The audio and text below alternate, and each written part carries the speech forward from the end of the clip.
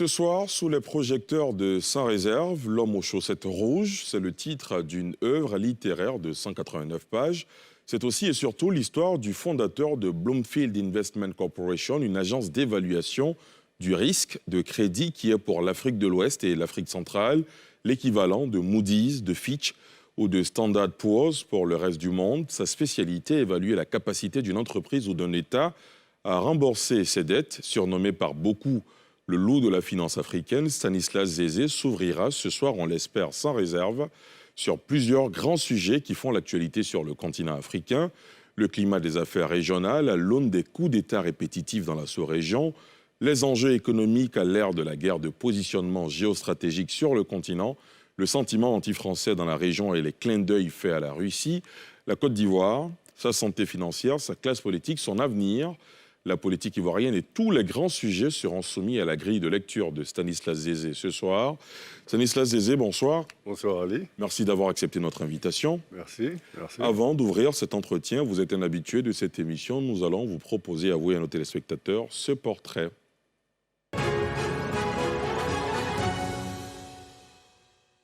Stanislas Zézé est le président directeur général de Bloomfield Investment Corporation, la première agence de notation financière francophone spécialisée dans l'évaluation du risque crédit. Une agence présente dans plusieurs pays d'Afrique francophone et anglophone, mais aussi en France et en Angleterre.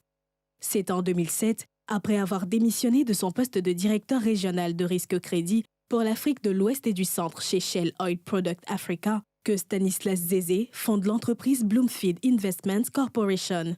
À force de travail et d'abnégation, il arrive à la positionner comme une grande agence de notation financière, incontournable aussi bien sur l'échiquier national qu'international.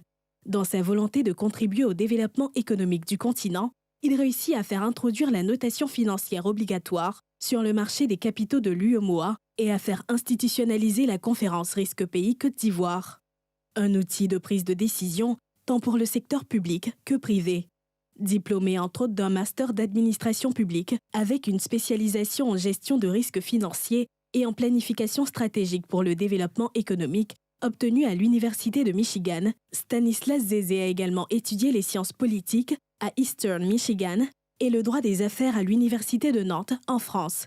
Il a consacré une grande partie de sa carrière au poste de gestionnaire de risques financiers et opérationnels dans plusieurs institutions de renom aux États-Unis, telles que la Banque mondiale à Washington, la National Bank of Detroit à Michigan, avant d'intégrer la Banque africaine de développement dès son retour sur le continent africain en 2001. Dans son parcours, Stanislas Zézé, père de 2 enfants, a toujours pu compter sur le soutien de Jeanne Sissoko Zézé, son épouse, ingénieure financier et actionnaire administrateur de Bloomfield. Au-delà de sa réussite professionnelle, le financier a à son actif plusieurs distinctions, dont le prix de la gouvernance d'entreprise au leadership en 2014 et a reçu le prix du meilleur financier de l'année de Financial Afrique, le leader de l'information financière en Afrique, en 2018. Décoré officier de l'Ordre national par la Grande Chancellerie de Côte d'Ivoire en août 2019, Stanislas Zézé a par ailleurs fait la une du magazine Forbes Afrique. Stanislas Zézé, c'est aussi un style vestimentaire, avec pour particularité ses chaussettes rouges. D'ailleurs, pour partager avec les autres son parcours riche et inspirant, il a proposé à tous les lecteurs L'homme aux chaussettes rouges. À travers les 184 pages de ce livre, coécrit avec Pacom Christian Kipré sur la vie de Stanislas Zézé, 20 pages photos, des citations inspirantes, le loup de la finance décrit des facettes de sa vie, parsemées d'embûches et de défis relevés, notamment son adolescence, son environnement familial, sa spiritualité et ses valeurs. L'économie africaine à la loupe de ce financier, les conséquences des situations sociopolitiques instables sur nos économies, la santé économique du pays, l'endettement, seront entre autres les thèmes abordés dans ce numéro de Sans réserve. Stanislas Zézé, le 11 août dernier, vous présentiez à la Côte d'Ivoire et au monde L'homme aux chaussettes rouges. Vous parliez évidemment de vous. Vous dites, ce bouquin a été écrit, a été produit dans le but d'incarner l'espoir et le changement aux yeux de toute une génération galvanisée par la promesse d'une Afrique meilleure. D'où vous vient ce leitmotiv? Alors, en réalité, je suis suivi par beaucoup de jeunes africains du continent, de la diaspora. Et je me suis rendu compte que ces jeunes avaient besoin de repères. Et je regarde un peu tout ce qui se passe sur Internet. Les repères qu'on leur propose sont généralement des repères ponctuels. Et je crois qu'ils avaient besoin d'avoir le parcours, tout le parcours de ces personnes qu'ils voyaient comme modèle. Et moi, je suis une de ces personnes-là. Et je me suis toujours dit qu'il était, que je leur devais ça, d'écrire ce livre. À travers ce livre qui est festif, hein, avant tout, mais qui aussi fait ressortir des valeurs. Des valeurs qui permettraient, à mon sens, à ces jeunes-là de comprendre ce qu'il faut, les clés de la réussite dans la vie de quelqu'un. Dans ma vie, ce sont des valeurs qui m'ont aidé à arriver où je suis et j'espère que ces valeurs pourront aussi les aider. Sur une échelle de 1 à 5, si vous devriez classer ces valeurs, vous commenceriez par quoi? Je commencerai par le courage. Le courage, l'abnégation, la résilience. Et surtout, compter sur soi-même d'abord. Je crois que c'est quelque chose d'extrêmement important. Beaucoup de jeunes ont tendance à malheureusement accuser les autres pour ce qui leur arrive ou ce qui ne leur arrive pas. Et je l'ai dit, tout ce qui doit vous arriver qui vient de quelqu'un d'autre devrait être un bonus. Il faut compter sur soi-même d'abord. Et vous dire que vous êtes le seul responsable de votre réussite va certainement vous encourager à prendre des bonnes décisions. Après le courage? Après le courage, je dirais la résilience. Parce que vous avez énormément de chocs dans la vie. Moi, j'ai subi beaucoup de chocs. Votre capacité à absorber ces chocs-là vont vous permettre justement d'aller de l'avant. Alors, vous avez reçu beaucoup de chocs. Vous avez pris votre destin en main aussi, vous le racontez dans le livre, notamment à travers vos différentes démissions que vous évoquez. Démission de la Banque mondiale pour la BAD, démission de la BAD pour Shell et encore démission pour créer Bloomfield Investment Corporation. Vous êtes un serial démissionneur, disons les choses comme ça. Est-ce que c'est une manière aussi de se prendre en main, de prendre son destin en main? Est-ce que c'est ce message que vous véhiculez à travers ce livre aux jeunes Africains? Absolument. Je crois qu'à un moment donné, mon père m'a toujours dit, quand vous êtes dans une structure et que les règles ne vous plaisent pas, ça ne sert à rien de vous plaindre. Partez, soit vous créez vos propres règles, ou vous allez ailleurs, où vous pensez que les règles seront meilleures. Et je crois que la capacité de justement décider de ce qu'on veut devenir est quelque chose d'extraordinaire. Je ne démissionnais pas pour démissionner, je démissionnais pour certainement créer de nouvelles opportunités. J'ai toujours pensé que j'ai toujours été très attaché au développement de l'Afrique et je pensais qu'à travers les institutions de Bretton Woods, je pouvais justement participer à ces développements. Je me suis rendu très vite compte que ce n'était pas le cas. Et Pourquoi? je me suis dit, parce que je crois que malheureusement, beaucoup de pays africains, en tout cas à l'époque quand j'y étais, on pensait que ces institutions avaient pour vocation de développer les pays. Non. Et venez en apprendre. La responsabilité du développement d'un pays réside dans les leaders de ce pays-là. Ce que vous obtenez de ces institutions sont, si vous voulez, un complément de ce qu'on appelle l'aide au développement. L'aide au développement, mais pas le développement. Donc, et malheureusement, beaucoup de pays déléguaient justement leur stratégie de développement, déléguaient justement ces stratégies-là à ces institutions qui n'avaient pas pour vocation à justement mener le développement du début jusqu'à la fin.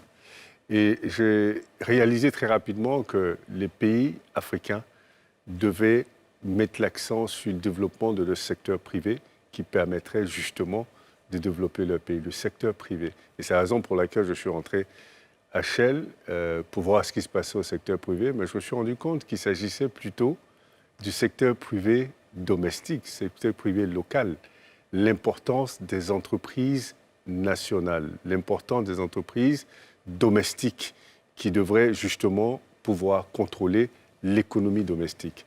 Et vous allez regarder dans la majorité des pays africains, malheureusement, les entreprises domestiques sont très fragiles.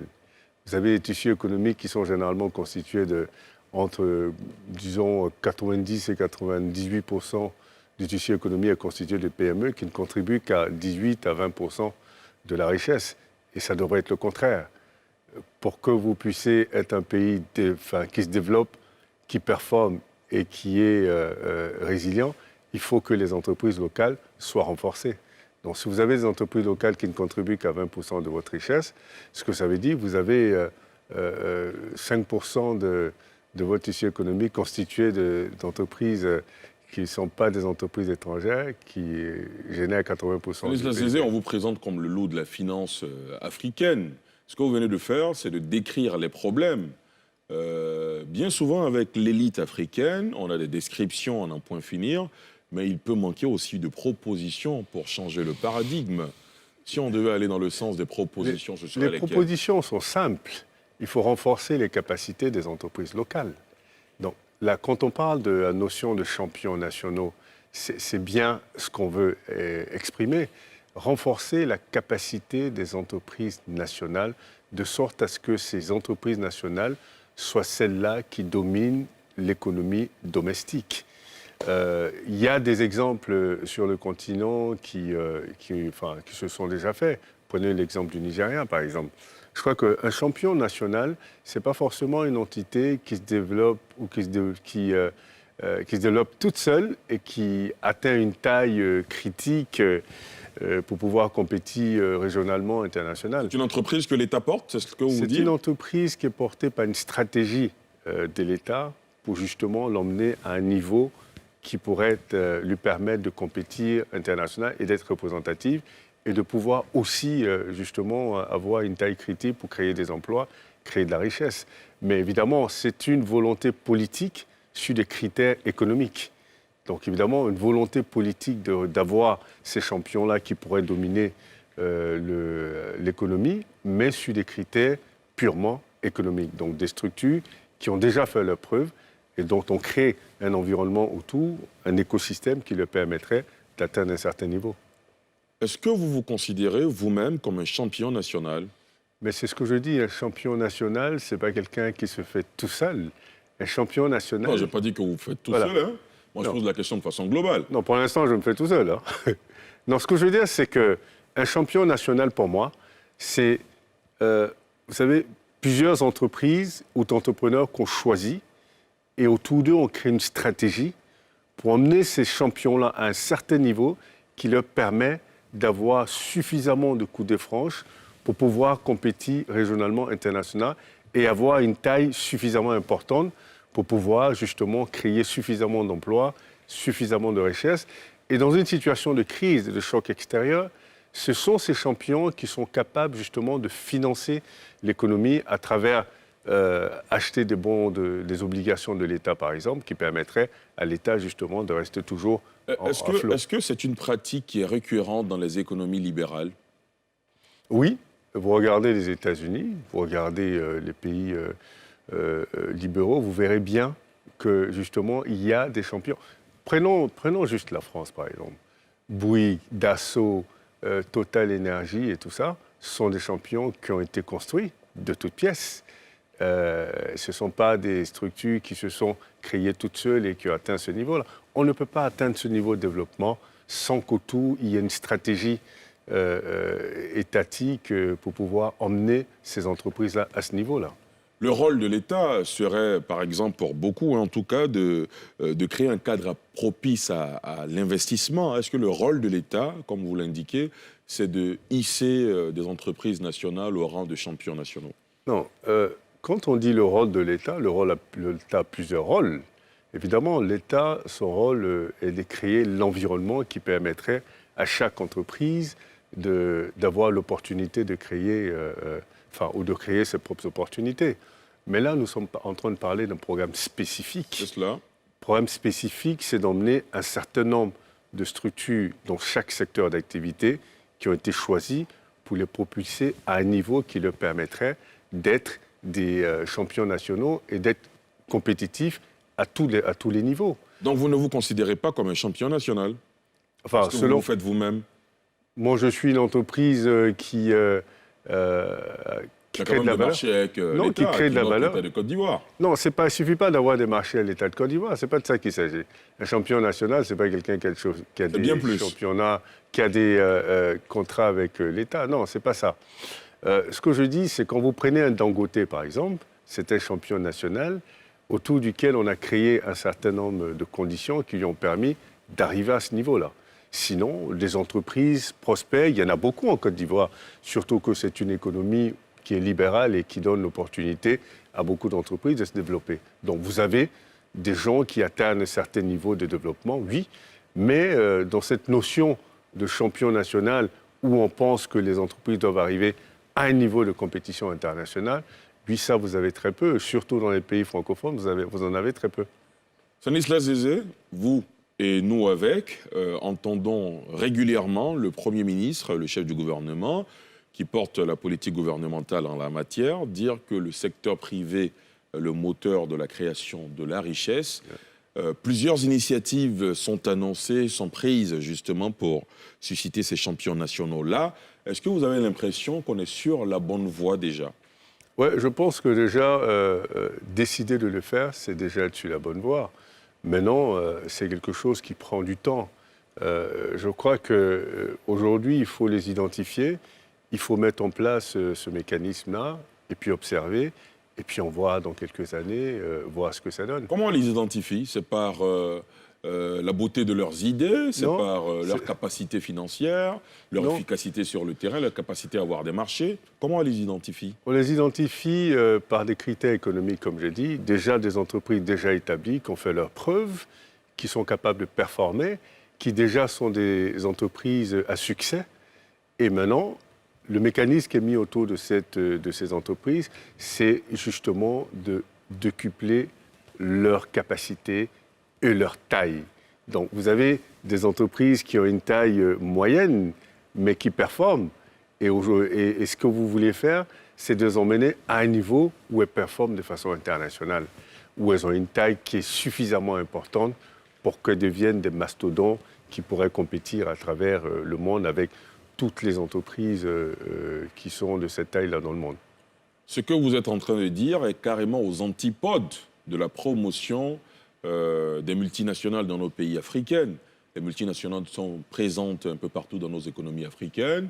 Pour vous, selon ce que vous venez de dire, on doit privilégier nos champions nationaux un peu plus pour que l'économie se voit renforcée dans nos pays. Mais les multinationales, ce sont des champions de quelqu'un d'autre. Justement, ces multinationales sont des champions d'autres pays qui ont justement été autour desquels ils ont créé des conditions pour permettre à ces entreprises de devenir des multinationales et d'aller justement compétir partout dans le monde. Je vous ai parlé tout à l'heure de Total Energy, de Alstom, de ExxonMobil. Oui, ce sont des multinationales, mais dans leur pays, sont des champions nationaux. Donc c'est exactement de ça qu'il s'agit. Donc ce n'est pas, on ne le fait pas contre les autres. Non, on le fait pour son pays, on ne le fait pas contre les autres. Quand les Français le font, quand les Américains le font, quand les Chinois le font, ils ne le font pas contre les autres. Ils le font pour eux-mêmes. Et la preuve aujourd'hui, évidemment, vous allez sur tous les marchés, ce sont ces multinationales-là qui dominent quasiment tous les marchés. Stanislas Zézé, revenons à ce livre, L'homme aux chaussettes rouges. Vous racontez plusieurs anecdotes qui montrent bien que vous avez été, à la limite, marqué par la paresse des Africains dans certaines institutions. Racontez-nous cela. Alors, c'est ce que j'ai constaté malheureusement dans certaines institutions, c'est que je crois que les Africains, malheureusement, dans ces institutions, prennent des positions un peu passives. Et ça, ça ne donne pas suffisamment de la voix sur certains sujets. Vous savez, quand vous êtes dans une institution, surtout dont les projets sont financés par les cotisations des membres, évidemment, ceux qui cotisent auront plus de voix. Et dans certaines de ces institutions où j'ai été, je me suis rendu compte que c'était les non-Africains qui cotisaient plus que les Africains pour des projets en Afrique. Évidemment, ceux qui cotisent, ce sont eux qui prennent des décisions. Donc, avoir une institution qui s'appelle l'institution africaine, ça ne suffit pas. Il s'agit maintenant de mettre la main à la poche pour pouvoir justement financer tous ces projets-là. Ça, c'est la première chose. La deuxième chose, vous regardez dans différentes institutions qui sont supposées être des institutions continentales, il y a seulement qu'en Afrique que vous avez des institutions avec des pays qui sont non africains, ce qui n'est pas le cas dans les autres institutions. Et donc je crois qu'à un moment donné, il va falloir que les Africains s'approprient eux-mêmes le développement, parce que c'est leur responsabilité, c'est la responsabilité de personne d'autre. Et ça, c'est des choses qui m'ont énormément dérangé dans ces institutions-là. Et une fois, d'ailleurs, à la Banque mondiale, on devait accorder un prêt de 4 millions de dollars. Je me rappelle bien, c'était dans les années 90. C'est cela, vous le relatez dans le livre. Voilà, un pays africain. Et donc, c'est le chef d'État, il me semble, qui devait venir pour la signature. Et il a affrété un Concorde. Un avion Concorde qui coûte extrêmement cher. Mais même le principe d'être pays sous-développé, pays pauvre, et d'affréter un Concorde pour venir pour une signature d'un don, il me semble que c'était un don, ça gênait, c'était très gênant d'ailleurs. Et d'ailleurs, mes collègues se moquaient de moi. Mais c'est des petites choses comme ça qui font que malheureusement, j'ai l'impression que beaucoup de pays africains déléguaient leur développement à ces institutions qui n'ont pas vocation à développer les pays africains, ni quelques pays que ce soit. Parlant de développement des pays africains, est-ce que l'Afrique peut se développer avec ces fameux coups de force, coups d'État à répétition, mais bien sûr que la région ouest-africaine notamment? Écoutez, je pense que l'Afrique peut se développer, mais il est important que l'Afrique repense justement sa stratégie de développement, que ce soit son modèle économique, que ce soit son modèle politique. Il est extrêmement important aujourd'hui. Je crois qu'avec tous ces chocs extérieurs, on a bien vu que la position de l'Afrique est encore très fragile. La Covid est venue rappeler à l'Afrique que l'Afrique était complètement dépendante et qu'elle avait délégué son développement dans cette logique de mondialisation, où évidemment elle déléguait complètement toute sa production. Et une fois que les frontières sont fermées, vous vous retrouvez dans une situation où en réalité, vous vous rendez compte que vous ne produisez absolument rien. Donc il est extrêmement important. L'Afrique ne produit rien, c'est ce que vous dites? Oui. Qu'est-ce que l'Afrique produit finalement? Non, l'Afrique vend ses matières premières. Aujourd'hui, cette logique de transformation, ce n'est même pas une stratégie innovante. Non, c'est une nécessité, c'est une question de survie. Il est extrêmement important qu'aujourd'hui, les politiques économiques africaines soient repensées dans cette logique de transformation, mais de transformation rapide, parce que l'Afrique a perdu trop de temps. Vous savez que ces chocs-là, comme la Covid, peuvent arriver à tout moment. Il faut que l'Afrique soit suffisamment prête pour absorber un tel choc s'il se produisait à nouveau. Donc ça veut dire qu'aujourd'hui, l'Afrique est arrivée à un niveau où elle doit vraiment repenser sa politique économique et repenser son modèle politique également. Est-ce que vous pensez que la Côte d'Ivoire, notre pays, à la lumière de ce développement que vous venez de faire sur la transformation, notamment des matières premières, est-ce que vous avez l'impression que la Côte d'Ivoire est sur la bonne voie quand on sait que les ambitions du gouvernement ivoirien consistent notamment à transformer au moins 50% de notre cacao? Est-ce que vous pensez que la Côte d'Ivoire est sur la bonne voie? Je crois que la Côte d'Ivoire a compris une chose très vite qui est extrêmement importante, c'est évidemment, avant la transformation, il faut déjà penser à diversifier son économie. Ce qu'elle a réussi à faire très rapidement, et ce qui lui a conféré une capacité d'absorption de chocs extraordinaire. On a vu le choc des coûts de cacao il y a quelques années. Elle a pu absorber parce que justement, elle est rentrée dans une logique de diversification. Elle a commencé sa transformation, qui est encore lente à mon avis, mais elle est rentrée dans cette logique de transformation. Ce qui fait qu'aujourd'hui, vous avez un pays avec tous les secteurs d'activité qui sont des secteurs d'activité d'opportunité. Maintenant, il faut avoir des stratégies de transformation qui soient un peu plus rapides. Et il faut investir surtout dans la recherche et le développement. On ne peut pas attendre que les autres transfèrent la technologie, ils ne le feront pas. Pourquoi ils devraient le faire?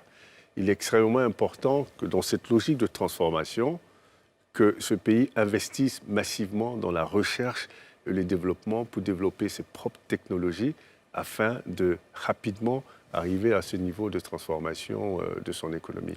Elle est sur la bonne voie, mais il s'agit aujourd'hui d'aller un peu plus vite et puis aussi de ne pas négliger le volet recherche et développement. Stan Zézé, si on met en place, si on fait la promotion de la recherche et du développement, on met en place toutes les stratégies que vous avez évoquées pour sortir l'Afrique de sa léthargie et qu'on continue d'avoir sur le continent du favoritisme et de la corruption, est-ce qu'on va s'en sortir? Est-ce que ce ne sont pas là les principaux mots? Non, ce sont des mots, hein, et la corruption et le favoritisme, c'est partout, hein, c'est pas une tare de l'Afrique, sauf que les autres mettent en place des systèmes de contrôle qui permettent justement de réduire au maximum justement cette mauvaise gouvernance, hein, cette corruption et tout le reste. C'est une question d'organisation. Les systèmes de contrôle, justement, permettent de réduire de façon significative tous ces éléments négatifs au développement. Et tout ça part, justement, des modèles politiques qui sont choisis. Et si vous avez des modèles politiques qui favorisent, si vous voulez, qui favorisent le renforcement des institutions, au lieu de renforcer les hommes, vous allez vous trouver dans des systèmes où votre système de contrôle sera très efficace parce que les institutions se contrôleront les unes les autres. Mais si vous mettez l'accent sur renforcer la position et la force des hommes, évidemment, vous vous retrouvez dans des systèmes où les pouvoirs sont concentrés et finalement, c'est les mêmes personnes qui décident pour tout. Voilà. Stan Zézé, la sous-région ouest-africaine a été marquée par 3 coups de force, le Mali, le Burkina, la Guinée. Chez nos confrères qui vous ont accordé une interview récemment, vous indiquiez qu'il faut aller au-delà de la simple condamnation de ces coups de force. Il faut réfléchir aux causes. Est-ce que ce n'est pas une manière d'encourager ces coups de force? Non, pas du tout. Pas du tout. De toute façon, ils n'ont pas attendu qui que ce soit pour les faire. Hein. Ils le font quand ils veulent. Ce que je veux dire, c'est qu'à un moment donné, il est extrêmement important de comprendre pourquoi il y a des coups de force. Est-ce que c'est parce que les modèles politiques ne sont plus adéquats? Est-ce que c'est des modèles politiques qui créent suffisamment de frustration que certains gens, finalement, décident qu'ils prendront les choses en main? Et c'est ça qu'il faut réfléchir. Il faut avoir cette réflexion en profondeur pour comprendre quelles sont les raisons de ces coups de force. Vous avez une idée en tête sur les raisons de ces coups de force? Non. Et sur des solutions, notamment? Non, je crois que, comme je disais tout à l'heure, les systèmes politiques qui mettent l'accent sur des séparations strictes de pouvoir, qui permettent de créer un équilibre de pouvoir, sont ceux-là qui certainement éviteraient ce type de changement de pouvoir politique. Il faut mettre l'accent sur des systèmes politiques qui créent un équilibre de pouvoir, de sorte à ce qu'il y ait cette balance de pouvoir, de sorte à ce qu'il y ait des institutions qui soient très fortes. Et je crois que ça vient certainement des frustrations. Mais il est important de comprendre en profondeur, en discutant, en mettant en place des plateformes qui permettraient de rentrer en profondeur.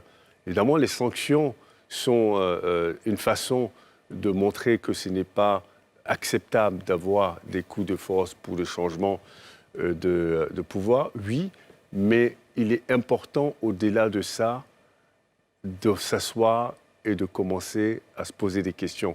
Pourquoi, malgré les sanctions, il y a quand même d'autres coups d'État qui se font? Peut-être que s'il n'y avait pas de sanctions, les coups d'État allaient être plus nombreux que ceux auxquels on a eu droit. Je ne crois pas. Est-ce que... Pour vous, les sanctions sont inefficaces? Non, ce n'est pas que les sanctions qui sont inefficaces. Ce que je dis, c'est qu'il est extrêmement important de comprendre pourquoi il y a des coups d'État. Je ne suis pas certain que quelqu'un s'est posé cette question, parce que moi, je n'ai jamais vu des débats là-dessus pour comprendre pourquoi il y a des coups d'État. Évidemment, chaque région et chaque groupement de pays met en place un certain nombre de règles pour gérer l'environnement sociopolitique. Donc les sanctions sont celles-là qui sont prises parce que justement on veut marquer que ce n'est pas une chose acceptable. Mais ceci dit, finalement, si malgré ça, il y a d'autres coups d'État qui se mettent en place, ça veut dire que peut-être qu'à un moment donné, il est au-delà des sanctions, il est important de comprendre pourquoi, qu'est-ce qui cause ces coups d'État-là. Pour beaucoup, le pourquoi et la raison de ces coups d'État, c'est parce que la classe politique africaine aurait échoué. Est-ce que vous partagez cet avis ? Écoute, moi, je ne pense pas. Je ne pense pas que ce soit une question d'échec. Je crois que les raisons peuvent être plus profondes que juste constater un échec. C'est pourquoi je dis qu'il est extrêmement important pour moi qu'il y ait des débats sur le sujet de pourquoi les coups d'État. Parce que nous ne sommes plus dans cette période où il y a... les coups d'État datent de très longtemps. Aujourd'hui, nous ne sommes pas dans une époque où c'est quelque chose auquel on penserait systématiquement pour un changement de régime. Donc, ça veut dire qu'il y a des vraies discussions à avoir, des vraies réflexions à avoir, mais des discussions ouvertes, des débats ouverts. Et c'est peut-être aussi une des choses qui devrait peut-être être améliorée sur le continent, c'est la logique de débat ouvert, de débat franc.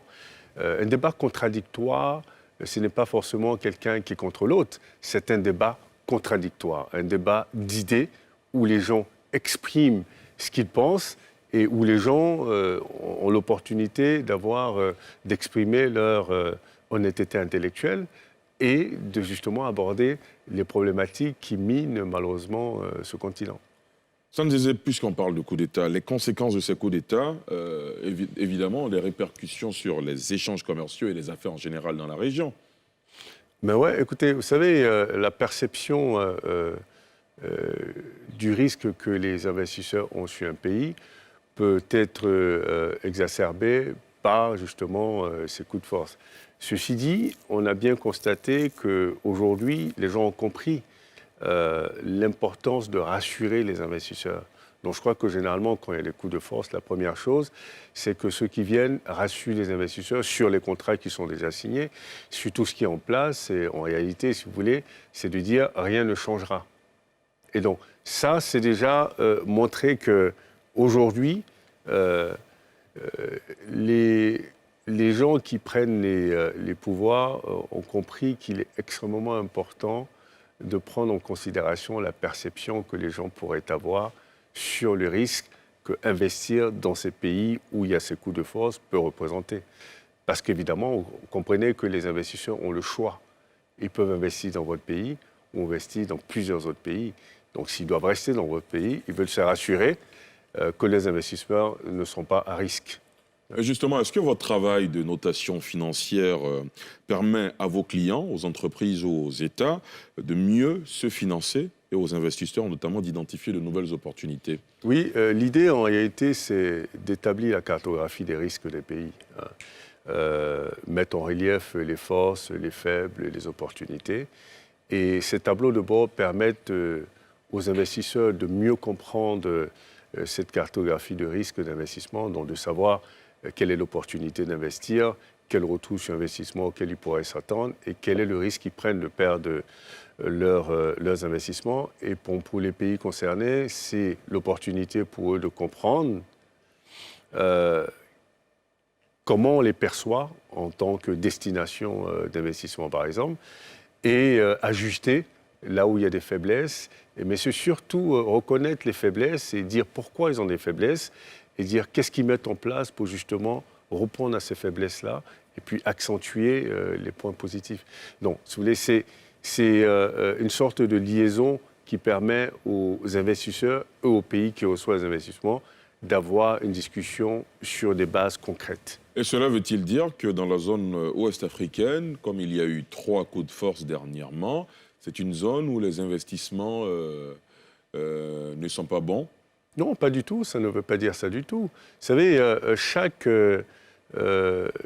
pays dans une évaluation, on prend en considération les paramètres qualitatifs et les paramètres quantitatifs.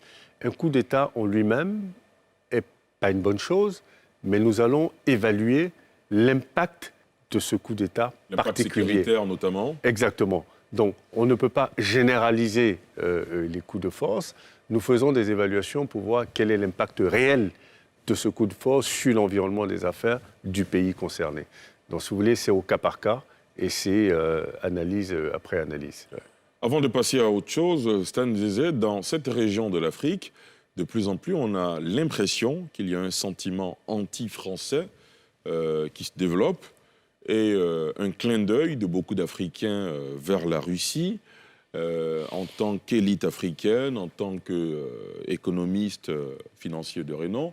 Quel regard jetez-vous sur ces sujets ? Je crois que je l'ai dit il n'y a pas longtemps sur RFI, je ne crois pas qu'il y ait un sentiment anti-français. Qu'est-ce qu'il y a alors ? Il y a un sentiment anti-politique française en Afrique, ce qui est quelque chose de complètement caractérisé par les décisions qui sont prises et qui sont malheureusement mal perçues par les Africains, qui ont peut-être l'impression qu'il y a encore une domination, il y a encore si vous voulez, une position très forte de la France-Afrique d'ailleurs. Donc je crois que c'est surtout ce que les gens, à mon avis, dénoncent, parce qu'il y a quand même, il faut comprendre que les environnements évoluent. Vous avez une Afrique qui est de plus en plus jeune, avec des jeunes qui sont de plus en plus décomplexés. Donc la relation que leurs parents et leurs grands-parents avaient avec les politiques françaises n'est plus la même. Les choses ont changé. Peut-être qu'il serait temps que la France aussi peut-être revoie la copie de sa politique étrangère en Afrique. Je crois qu'à mon avis, il n'y a aucun sentiment anti-français vis-à-vis des Français, parce que quand on dit sentiment anti-français, c'est si comme les Africains commençaient à ne pas aimer les Français, ce qui n'est pas le cas. Par contre, le clin d'œil à d'autres nations, je crois qu'il faut que les Africains réalisent qu'il est extrêmement important de penser plutôt à leur indépendance, plutôt que de choisir un camp par rapport à un autre. Il est extrêmement important de choisir leur propre camp. Et leur propre camp, c'est leur propre pays. Donc, mettre en place des stratégies qui leur permettraient progressivement d'être justement indépendants et qu'ils n'aient pas à être mis dans des situations où ils devraient choisir un camp plutôt qu'un autre. Il faut comprendre que les relations internationales ou les relations bilatérales entre pays, ce sont des relations d'intérêt. Ce sont des relations d'intérêt, donc il est extrêmement important que les Africains pensent à leur intérêt plutôt qu'à penser à choisir un camp plutôt qu'un autre.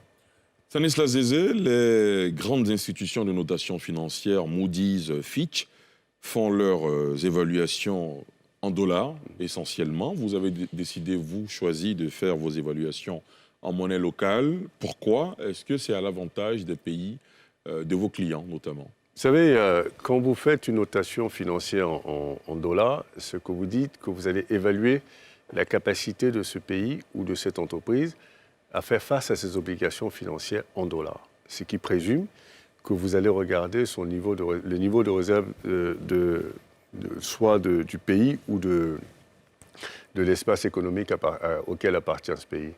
Et nos économies, pour l'instant, même si elles ont commencé à lorgner la transformation, sont encore des économies de rente.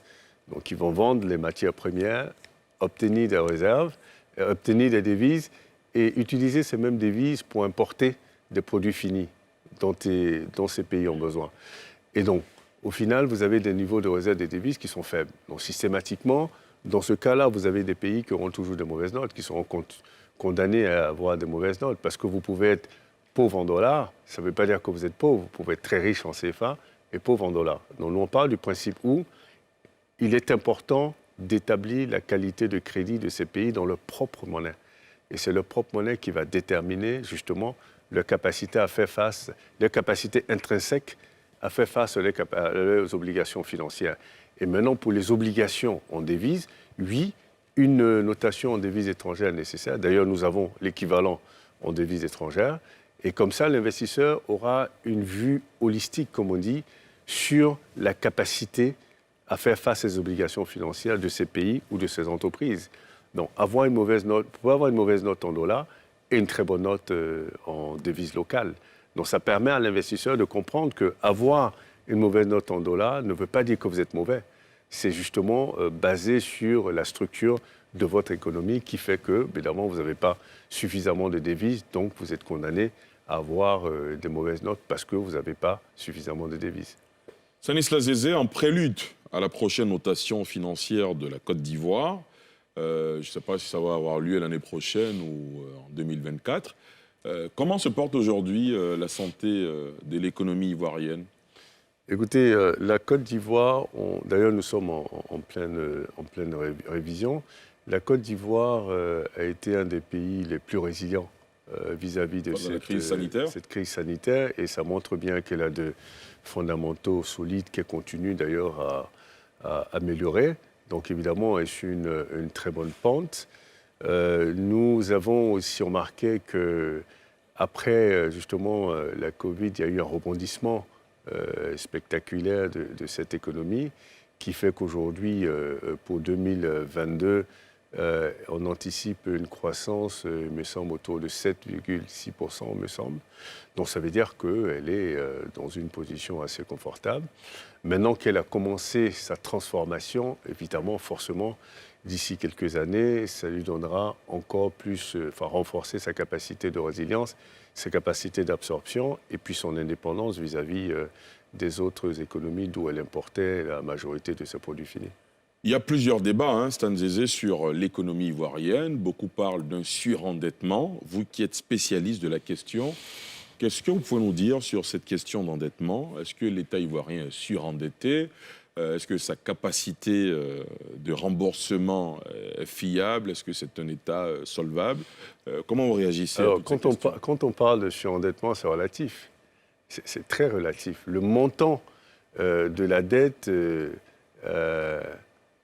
en lui-même peut être très relatif. Vous pouvez, avoir une dette de 10 millions et être plus endetté que moi qui ai une dette de 100 millions parce que ma capacité de rembourser, moi, est supérieure à la vôtre. Donc le facteur déterminant, c'est la capacité de remboursement. C'est le facteur déterminant. Aujourd'hui, la Côte d'Ivoire a un stock de la dette qui représente 51% du PIB. Donc, la moyenne... C'est énorme, non, dans l'UEMOA ? Justement. La norme, c'est 70%. Donc la Côte d'Ivoire, en termes de stock de la dette, est à 51%. Donc il y a une marge de manœuvre.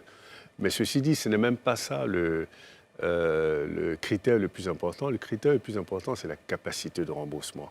Et cette capacité de remboursement, c'est le taux de remboursement ramené aux recettes de la Côte d'Ivoire, aux recettes hors dons et hors emprunt. Je crois que la Côte d'Ivoire, si je ne me trompe pas, est à 34%. Ce qui est raisonnable. Évidemment, le chiffre idéal, c'est 20%, mais 34%, c'est un très bon taux.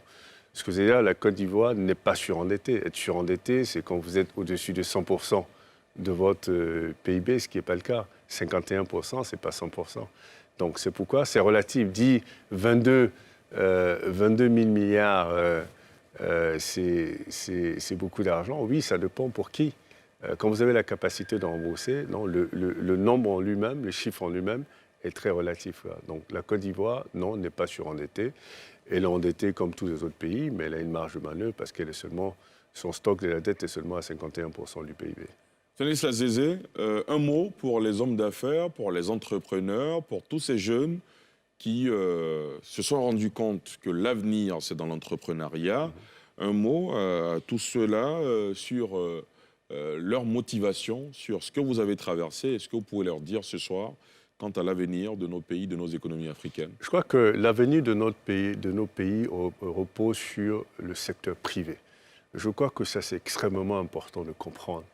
Et le secteur privé, ce sont les entreprises, ce sont les entrepreneurs.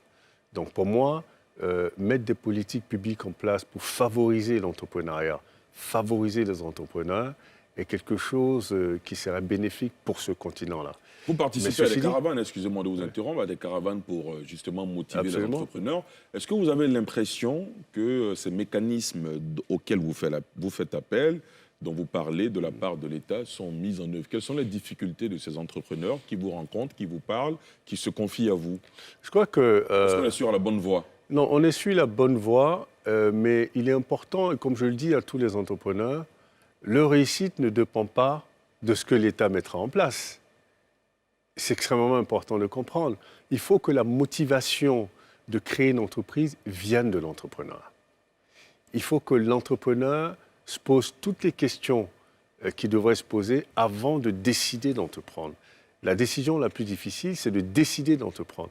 Une fois que vous avez entrepris, vous regardez votre écosystème.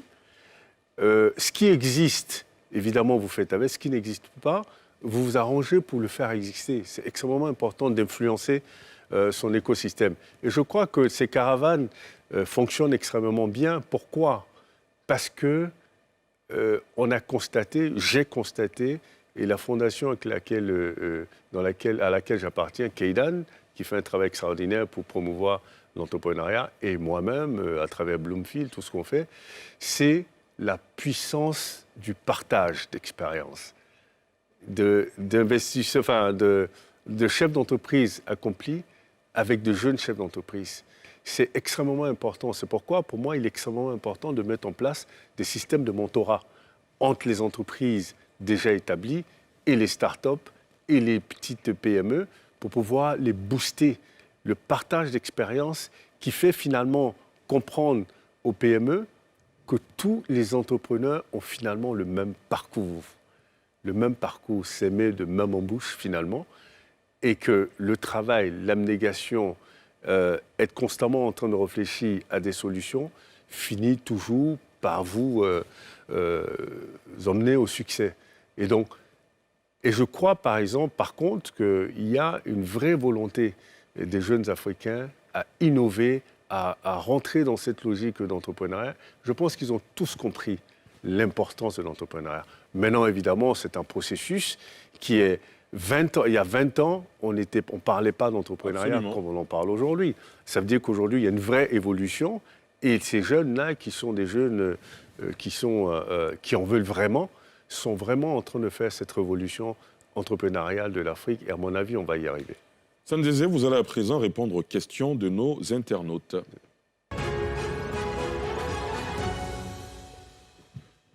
La première question nous vient de Tinky Winky, je pense que je lis bien. Que pensez-vous des crypto-monnaies présentées par certains comme une solution miracle pour les économies des pays en voie de développement?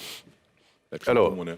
Oui, vous savez, je ne crois pas qu'il y ait de solution miracle.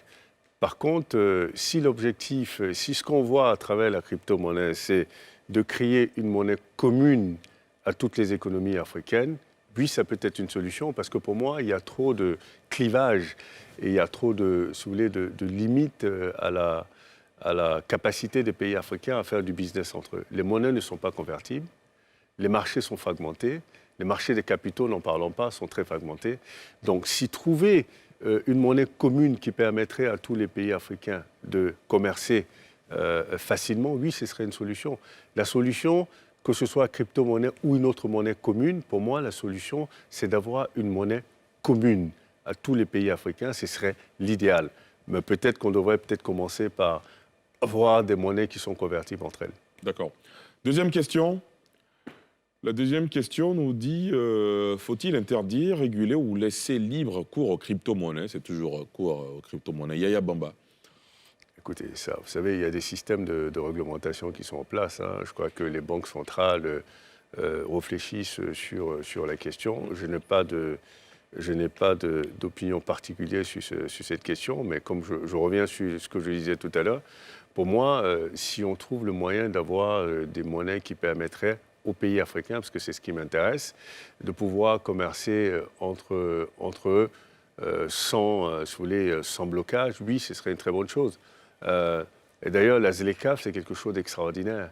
Mais pour que la ZLECAf, justement, soit un succès, il faut que tous ces préalables-là soient remplis, qu'il n'y ait plus de barrières, qu'il y ait la possibilité de commercer. La libre circulation de part et d'autre. Mais c'est surtout la possibilité de commercer non seulement dans des monnaies qui soient convertibles ou dans une seule monnaie, et puis aussi de transformer les économies pour qu'on ait des choses à échanger. C'est cela. Ouais. Je rappelle que la ZLECAf, c'est la zone de libre-échange. Absolument.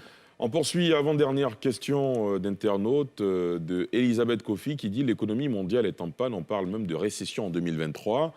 Quel impact sur les pays africains et quels conseils aux PME ?» Écoutez, je crois que les crises économiques, les récessions, c'est quelque chose c'est une chose cyclique, hein, de toute façon. Et c'est de faire de sorte à ce que les pays renforcent leur capacité de résilience et d'absorption de ces chocs extérieurs, là. Et pour les PME, c'est pareil, hein, c'est développer les capacités de résilience. Et je crois que plus nos pays iront vers la transformation, plus ils seront de plus en plus indépendants et moins ils subiront justement toutes ces crises internationales, là. Plus vous êtes ancré dans la mondialisation et que vous êtes dépendant de la mondialisation, plus vous subissez la moindre crise mondiale. Absolument. Dernière question d'internaute, Salimata, qui dit « L'actualité en Côte d'Ivoire, c'est la mise en œuvre de la CMU. Croyez-vous qu'un bon système de protection sociale est facteur du développement ?» Pour l'interrogation. Écoutez, le système de santé, pour moi, les priorités, c'est la santé et l'éducation. Donc évidemment, un système de santé qui permet d'avoir accès facilement à la santé pour tous les citoyens est quelque chose d'extraordinaire. Maintenant, il faut avoir une stratégie qui permet d'avoir un système qui ne soit pas finalement budgétivore et qui ne soit pas très coûteux. Donc, je ne sais pas exactement ce qu'elle veut comprendre sur la CMU, mais si c'est pour le système de santé, oui, évidemment, absolument, il faut un système de santé qui soit adéquat et qui permette à chaque citoyen de pouvoir se soigner. Sanzézé, je rappelle que ce livre, L'homme aux chaussettes rouges, a été coécrit avec Pacom, Christian Kipré. Comment s'est fait cette rencontre? Alors, Pacom est mon cousin, qui est écrivain, qui est très enseignant, écrivain, journaliste, basé à Paris. Donc évidemment, on en a parlé plusieurs fois. Et un jour, j'ai décidé qu'il était temps pour moi de partager mon expérience avec la jeunesse africaine. Et j'ai appelé Pacom et je lui ai dit, écoute, je suis prêt, on commence le livre. Ça nous a pris que 6 mois. J'allais à Paris tous les mois. On travaillait une semaine ensemble, des fois au téléphone. C'est allé très rapidement d'ailleurs, hein. Généralement, ça prend plus de temps. Mais là, on s'est vraiment concentré là-dessus. On a vraiment travaillé énormément. Et j'ai écrit une partie du livre. Pacom a écrit une partie. Les parties que j'ai écrites sont des parties où je pensais qu'il fallait faire ressortir une certaine émotion, qu'évidemment, Pacom ne pouvait pas ressentir la même émotion que j'ai sentie moi dans les événements particuliers, quoi. Évidemment. Voilà. 3 mois après la sortie du livre, est-ce que vous avez le sentiment d'avoir impacté des vies? Mais et comment vraiment, c'est magique finalement, écrire. Je me rends compte de l'impact extraordinaire que ça a sur ces jeunes-là et les témoignages et les échanges. C'est pourquoi je multiplie les dédicaces, parce que pour moi, écrire un livre, ce n'est pas juste écrire et vendre, c'est le partage que vous voulez faire avec les lecteurs. Et ça, ça n'a pas de prix. Et je vois l'impact, il est extraordinaire. Il est vraiment extraordinaire. Et ça, je le dis avec beaucoup d'émotion, parce que les moments que je passe avec les jeunes, en train de discuter, de débattre sur les livres, je trouve ça juste extraordinaire. Sanzézé, est-ce que vous avez le sentiment d'avoir répondu à toutes nos questions sans réserve? Absolument sans réserve. Merci d'être venu. Merci Sanzézé. Merci. Merci à vous, chers téléspectateurs et internautes, de nous avoir suivis et interagi avec nous. Rendez-vous dimanche prochain dans NCI 360 pour Sans réserve. Je vous retrouve la semaine prochaine avec un autre invité.